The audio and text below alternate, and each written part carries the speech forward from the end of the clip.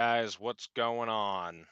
I am stuck on the side of the road in the middle of nowhere. Here, I'll give you a little panoramic view of where I am. I'm in Nevada in the desert. There's not much. Actually, there's a golf course right over there. That's why we got some palm trees, but I don't think anyone's really using it right now. But yeah, just on the side of the road in the middle of nowhere. Blew a tire on the trailer. So I'm just waiting for the tire guy to come fix. I guess I could show you. Fuck it, why not? Not doing anything anyway. I said my last video was my last walk around, but wasn't expecting this. So yeah, this is where I am, middle of nowhere. I'm about, I don't know, an hour and a half north of Vegas on Route 93. So there's not much around here.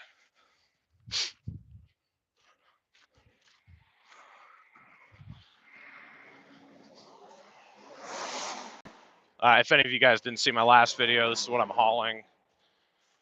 But yeah, here's the tire. She's pretty well through.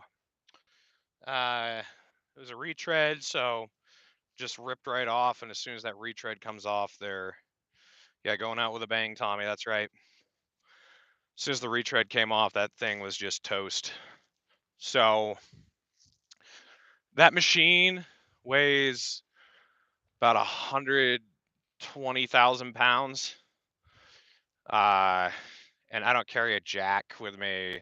I don't have the air compressor and everything to fill the tire up. So we don't do our own repairs. I mean, if we really wanted to, we could carry, we've got a tire on here, which is what we're going to use. If we really wanted to, we could carry around a whole wheel, all assembled and everything, and a jack. But I mean, getting those nuts off with the tools I have would be pretty hard. So we're off the road far enough here, so we'll be able to get someone out here to help us. We're just working on that right now. But I'm supposed to have 2 pilot cars, and because I got Brad, who's the guy that works with me, he's in the front pilot car, and the person who is in the rear pilot car decided we were taking too long. So once they blew the tires, she just took off and left. So we're just we're stranded here. I might have to do an agorism to get back to Utah, but we'll see. We'll figure something out. But hey, what would a last load be without a blown tire, right? So I got a few people watching now. If you got any questions, throw them in. I'm bored. I want to answer dumb questions, so, or smart ones if you got them.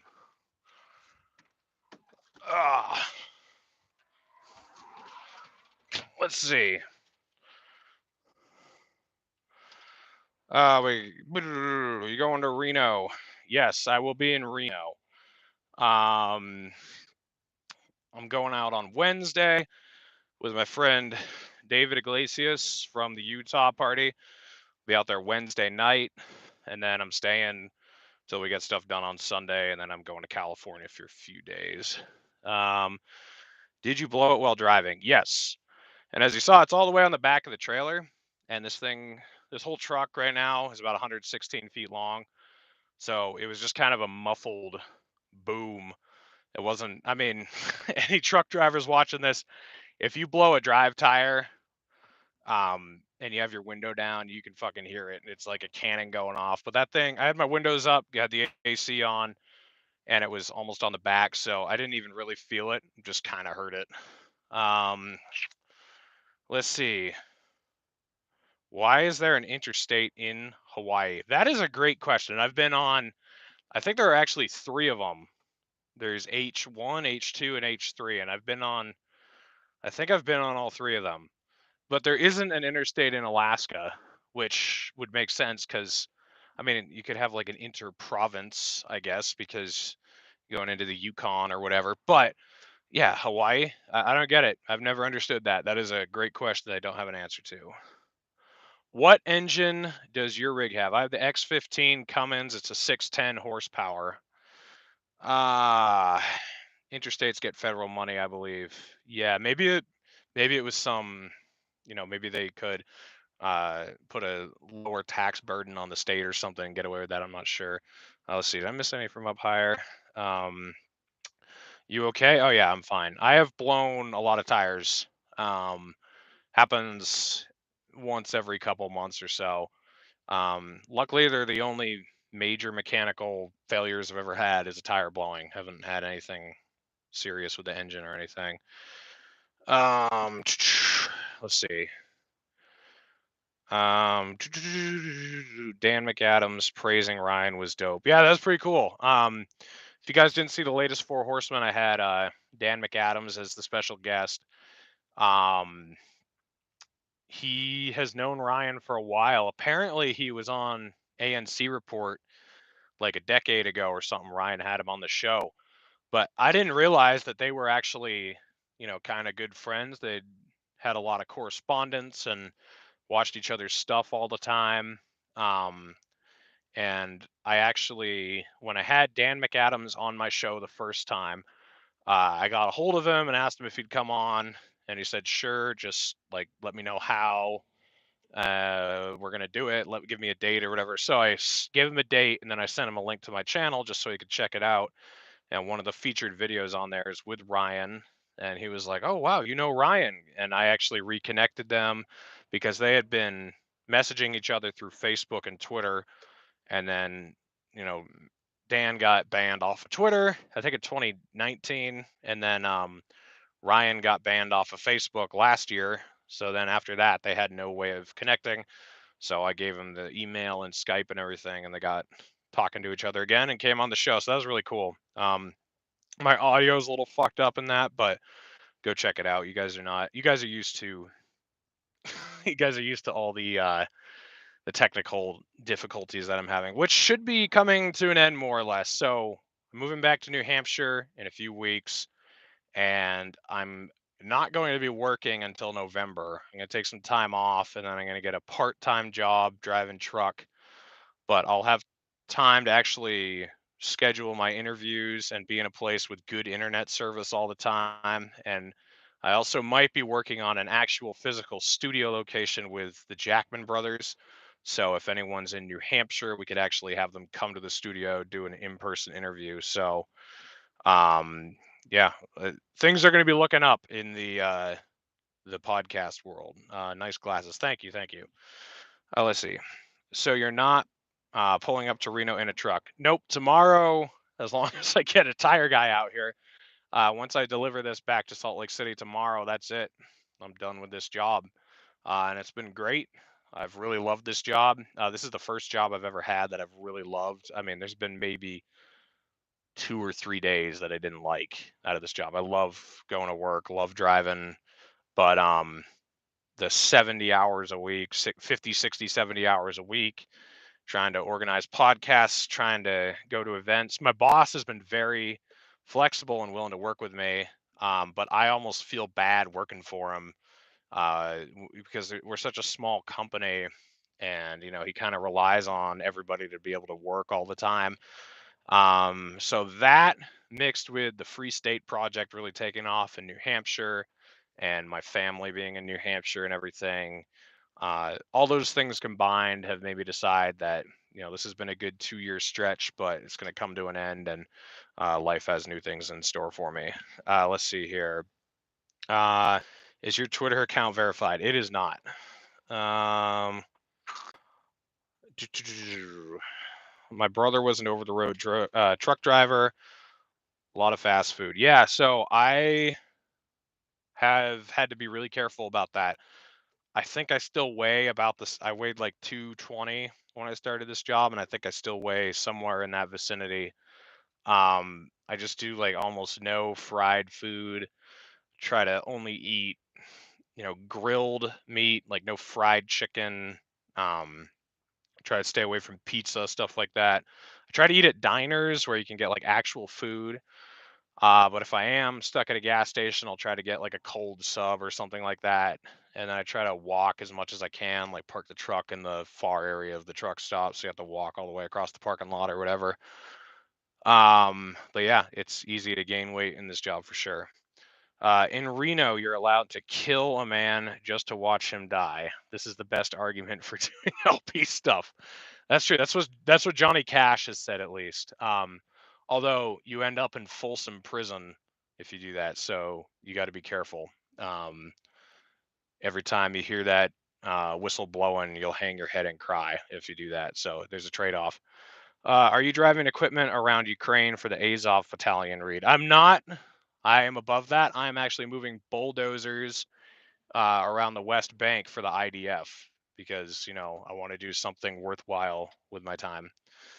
Um, let's see. What's more expensive, the tire or diesel? That is a good question. Well, it depends on what unit of measurement you're using for the diesel. Out here, diesel is like $5 a gallon.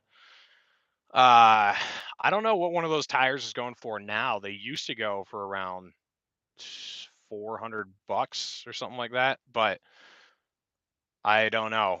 I actually haven't like looked recently to see what they cost. I'm sure that price has gone up because everything's going up. But don't worry, inflation is transitory, so we're all gonna be fine. It was funny in the hotel lobby this morning. Brad and I were eating breakfast and the TV's playing and they're talking about how they're going to fix inflation and everything. And I looked at him and Brad's not that political, but anyone who has any idea what's going on realizes that, they have no control over anything. And so I said, don't worry, Brad, it's all fine. They didn't lie to us leading up to this at all. They've told us the truth all the way through. So they'll be able to handle this. And he laughed. And I think I made the guy at the table next to us a little uncomfortable. I think he might have been a Joe Biden supporter, but whatever. But hey, a lot of people got to remember, and I sometimes bite my tongue on this, not all the time, but sometimes, like when Republicans are, grilling the Democrats for printing money, I'm a little split because it's like, yeah, I'm glad they're grilling the Democrats for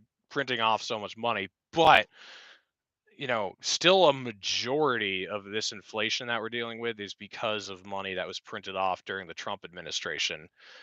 Um, and it's funny, like seeing Dan Crenshaw and people like that complain about the fiscal irresponsibility of the Biden administration wanting to do a $1.9 trillion infrastructure bill, which is true. It's ridiculous.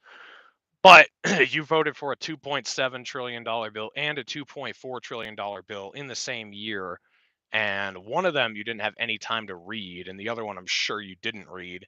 And most of that money went to corporations and foreign countries, so I don't know. It's kind of ridiculous. Oh, I've got I don't know if this is a cop. I might have to go. Nope. I don't know who that is. Someone just pulled up, so I might have to leave. I'm not doing anything illegal, but he might just want to know why I'm pulled over if it's not obvious enough. But he kept going.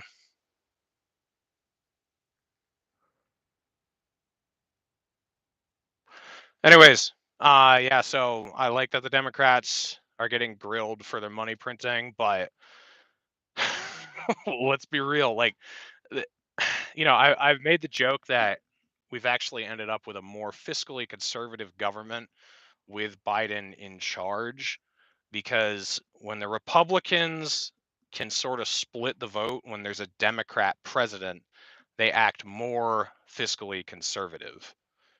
Once they own the presidency and the House, then fucking forget it. They're fucking worthless. They'll spend as much as they can.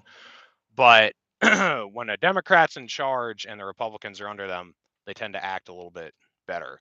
So, not that it matters because the dollar's junk anyway at this point, but that has been an interesting phenomenon to witness. Um, and I'll be honest, like I still don't think I haven't watched 2000 Mules yet. I will once I finally have some time, which I might at the beginning of this week. But I will say, if I were Trump, and I said this in like October of 2020. If I were Trump, I would not have wanted to get reelected. Like all of this or not all of this, but a lot of this would still be happening, and other bad things could be happening that aren't happening under Biden. Who knows what Trump would have done? I think the best case scenario, we wouldn't be as deep into this shit in Ukraine as we are with Trump. Maybe we would, but I feel like we wouldn't. But as far as inflation goes, basically the same under Trump. Um, so in October of 2020, I was thinking like, if I were him, I would not want to win. And I was also thinking like, there's no way Jo Jorgensen's gonna win. But if she did, it would be terrible because this is like the worst time in my lifetime to be president. and it doesn't matter, what your policies are, because the the predecessors have fucked things up so much that it's going to be really bad going into this, and there's not going to be anything you can do about it, but you're going to catch the blame for all of it. So Republicans should be very happy that Joe Biden is president right now. Like, that is a huge gift. I mean, if Trump were president again right now, you might not see another Republican get elected for a long time. But the opposite is the case now. Like, I'll be surprised if the Republicans don't sweep the House and Senate in November and take the presidency in 2024. So just that little aside. Let's see what else we got here. Don't forget to ask if you're being detained. Yeah, no, that guy's just chilling over there, so I guess everything's fine.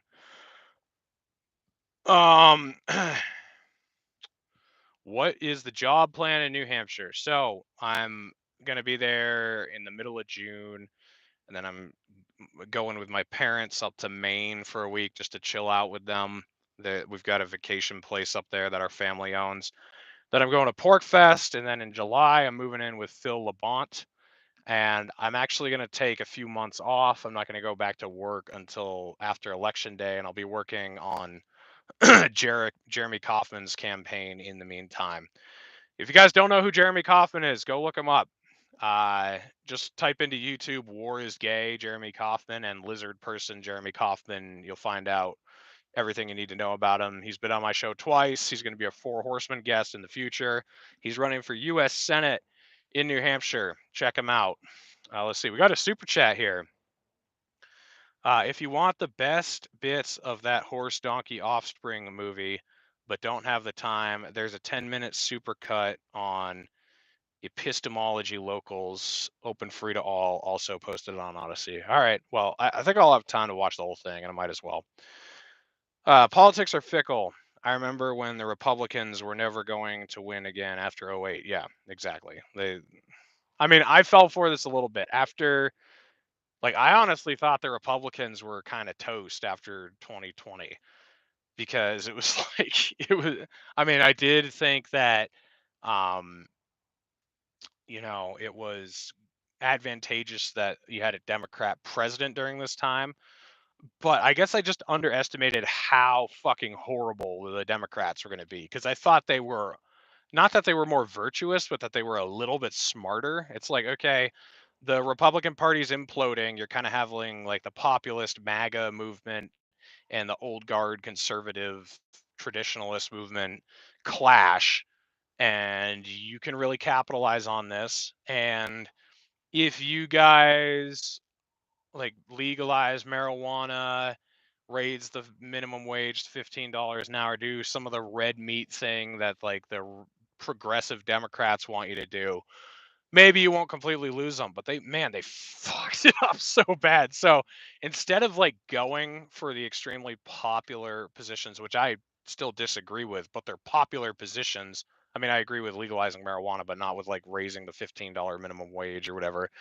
Instead of doing that, they went after like vaccine mandates and lockdowns and ridiculously authoritarian nonsense that just completely suicided them.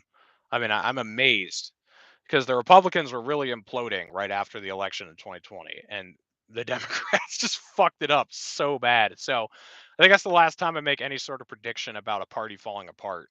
Like, the Democrats look pretty bad right now, but I didn't think the Democrats could be as bad as they have been the last 2 years. Or I shouldn't say I didn't think they could have been, but I didn't think they would be as bad as they've been.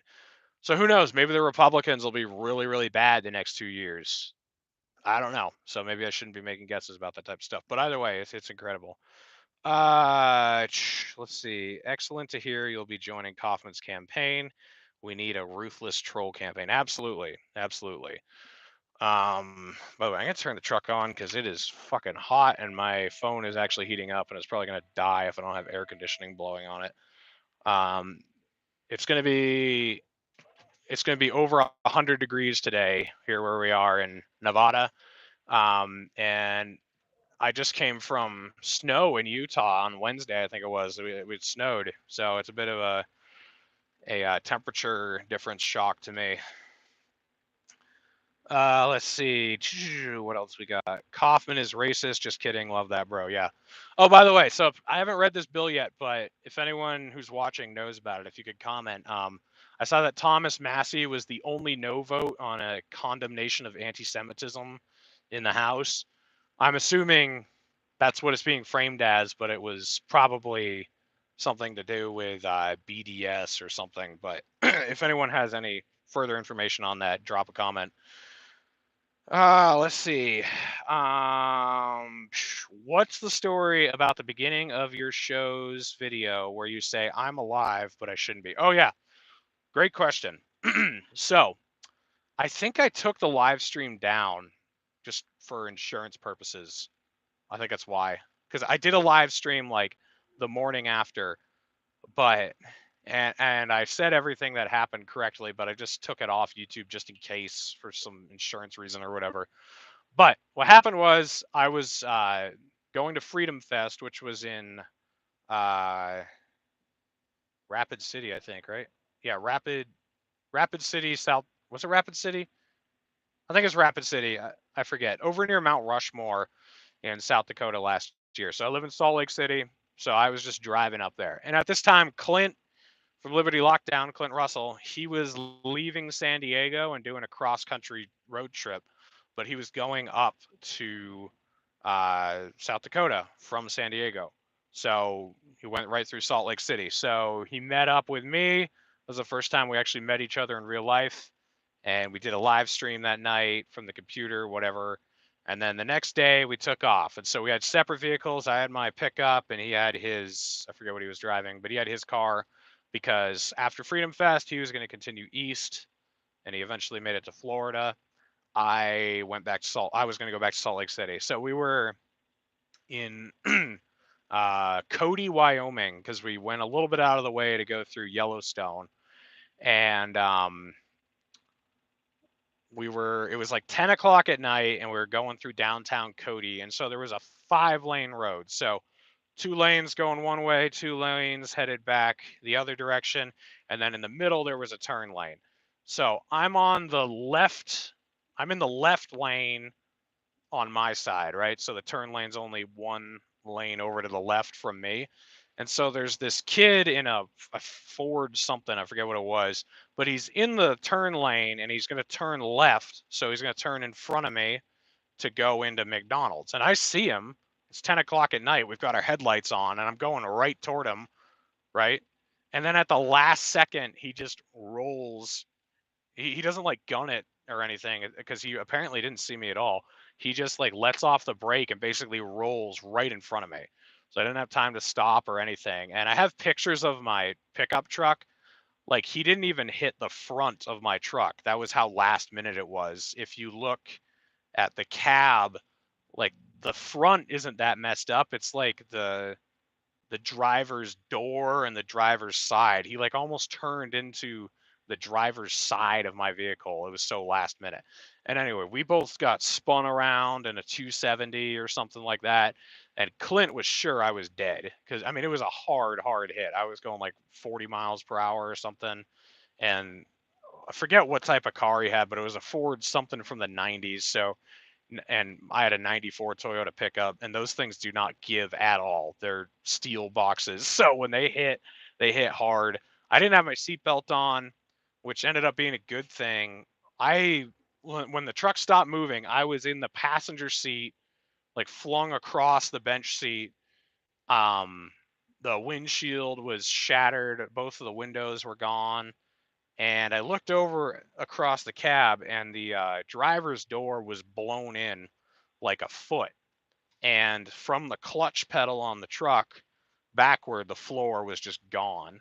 So when he had hit me, he just like imploded the door and took out like a foot of the floor. So I think if I had had my seatbelt on, I probably would have lost my left leg because I wouldn't have been, the impact like instantly threw me across the truck. And like just looking at it, I don't know how I still would have had a left leg if I'd been seat belted in place. I was surprised I was fine. But anyway, I opened the passenger door because I couldn't even open the driver's door, and I got out, and I'm just like running my hand down my legs, down to my feet. I'm looking at my fingers, making sure I got everything, and I was fine. The tire truck just pulled up, so I got to go, guys. Um, Thanks for doing this Ask Me Anything session. But yeah, that's how I almost died. That's what's going on in the intro there. I don't know when I'll be doing a show next. I might only do the Four Horsemen in June. I'm going to be pretty packed all through June. We'll see if we can sneak anything else in. I'm planning on having Robbie Martin on sometime soon. We're going to be talking about Ukraine and 9/11 and some other shit. So stay tuned for that. As always, take care of each other. Take care of yourselves.